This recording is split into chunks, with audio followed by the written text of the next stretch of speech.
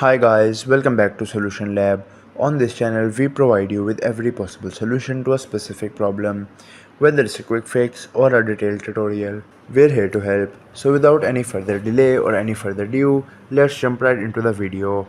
So in today's video, I'm gonna show you how to fix or solve the Rave app not logging in problem, or you cannot log into your Rave app account. So how to fix that?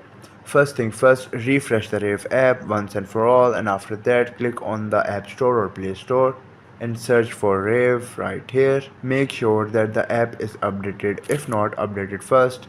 Now go to the mobile settings, scroll down and find apps. Once in the apps, click on manage apps, the second option, and at the very top search for Rave. Clear the cache memory once it is opened. For example, if I click on this right here, click on the storage, and at the bottom click on clear data and clear cache. Once you do this, the cache memory has also been deleted. And now refresh the app and that should definitely work. I hope this tutorial was helpful and informative. If it was, please give it a thumbs up and consider subscribing to Solution Lab for more helpful tutorials. If you have any queries or suggestions, just leave them in the comments below. Till then, take care, see you next time.